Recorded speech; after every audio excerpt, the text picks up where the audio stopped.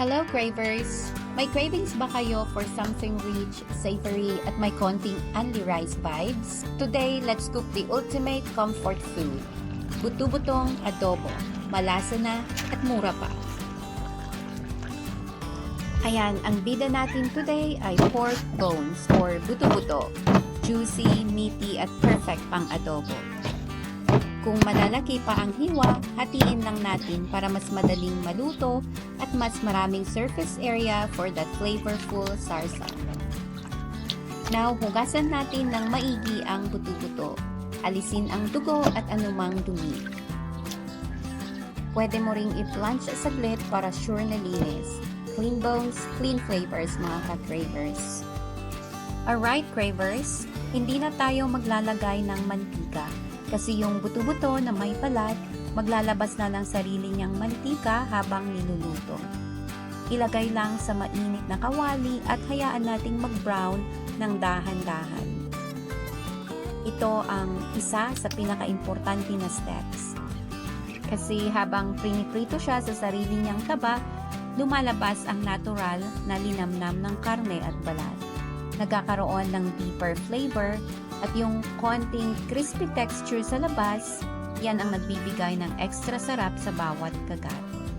At syempre, mas aromatic ang adobo kapag na-sear muna yung meat. Okay, ka-cravers, hayaan lang natin ang buto-butong maluto at mag-brown hanggang maging golden. Wala nang rush, basta patuloy lang natin igalaw para hindi masunog. Habang umaabot sa golden brown, maglalabas na siya ng sariling mantika and that's where the magic happens. Mas lalong lumalabas ang flavor. Ngayong medyo golden brown na siya at medyo nasusunog na, ilagay na natin ang bawang at sibuyas. Igisa lang natin ang bawang at sibuyas hanggang maglapas ng aroma. Huwag nating masyadong madaliin mga ka-cravings dahil pag gisa na, lalabas yung natural sweetness ng sibuyas at ang savory na aroma ng bawang. Yun ang magpapalasa sa buong adobo, kaya tiyak na magiging masarap. Mukhang hindi na maggo-golden brown ang bawang at sibuyas dahil nga sa mga nakadikit na taba at laman sa palayo.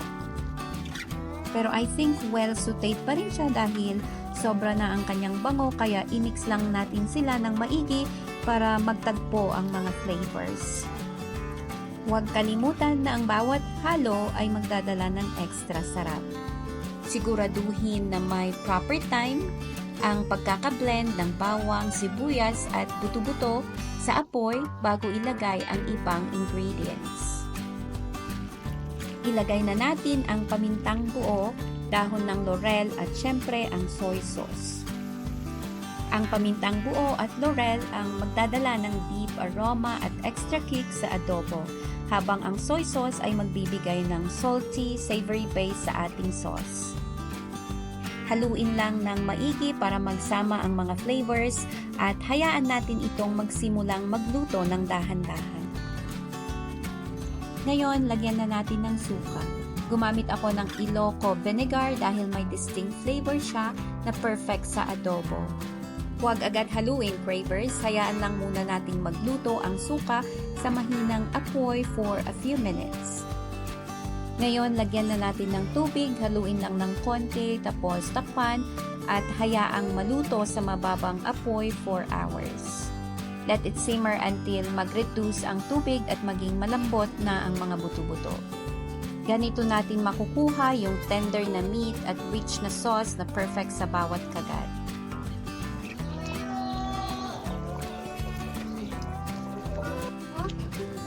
Yan ay masila tasa? Yan ay dito eh. Honey. Honey? Nalilitig ko dahil ito may aso. Aso? Tudak-tul na aso kasi ako ni Kando.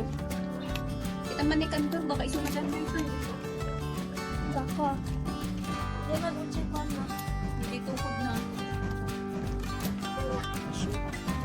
Nanain mo sila. Ay na, di agong nangay. Inikat ko kasi mga masidag yung akong gas. In balungon. Akasit sila hati. Baboy ka din. Ayan, carrots. No. Dali.